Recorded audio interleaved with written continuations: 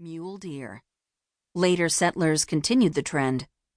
The famous frontiersman Davy Crockett contributed more than a dozen memorable words and phrases, including chip off the old block, a power of good, bark up the wrong tree, go the whole hog, and be stumped. The political world has always been a bubbling stew of slang and sensational rhetoric. Bartlett recorded words that entered the language or changed their meaning as Americans created a new government: Congress, presidential, senatorial, legislate.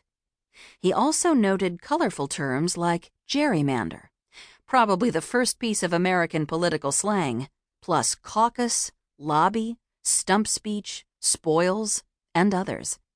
When Bartlett was writing his book, the intractable conflicts that led to the Civil War were just heating up.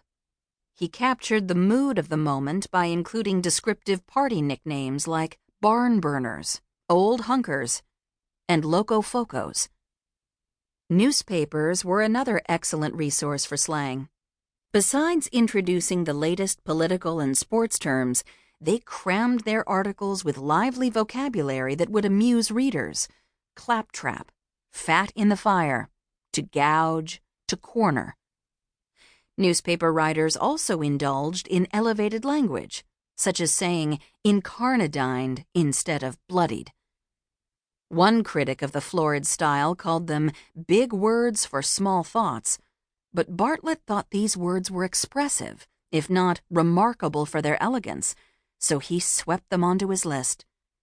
He even added words that he himself considered strange and barbarous, including words invented on the spur of the moment by popular preachers: happify, to fellowship. Although most of Bartlett's dictionary entries are familiar to modern Americans, not everything made it into the permanent vocabulary. Many one-of-a-kind words and expressions like absquatulate, leave in a hurry, lick-spittle, a groveler, blatherskite, a noisy, blustering person, and no bee from a bull's foot, know what's what, are now sadly obsolete.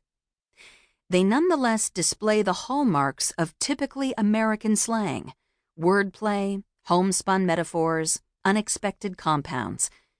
Words come and go, but what makes English American hasn't changed all that much since Bartlett's day. Besides its unabashed embrace of the country's low language, Bartlett's dictionary was remarkable for another reason. It was the first book of its kind that was favorably received by most critics. Although one or two reviewers complained about the preponderance of mere slang words, most people were enthusiastic. The Christian Register described it as replete with amusement as well as instruction. Little's Living Age predicted that it would provide a fund of fun for a winter's evening. When the fourth edition appeared in 1877, the Providence Evening Press called the book a landmark in the literary history of the country. This positive attitude was a sharp departure from earlier opinions on the value of American English. The British had been disapproving of the American dialect since the 17th century. Early British commenters joked uneasily about the infiltration of Indian words like wampum, or disdainfully noted the use of fall to mean fall of the leaf rather than the biblical fall of Adam.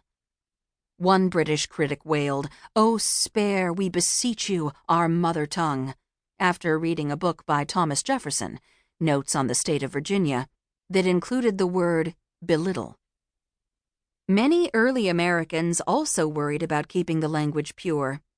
John Adams, among others, thought the government should establish an institution for refining, correcting, improving, and ascertaining the English language in America. Although Americans who wrote about the topic defended their speech against the most abusive British attacks, they still talked about purging the language of vulgarities and improprieties. If innovations were accepted into American speech, warned one critic, the country would suffer the embarrassment of being placed among those who use dialects rather than standard English.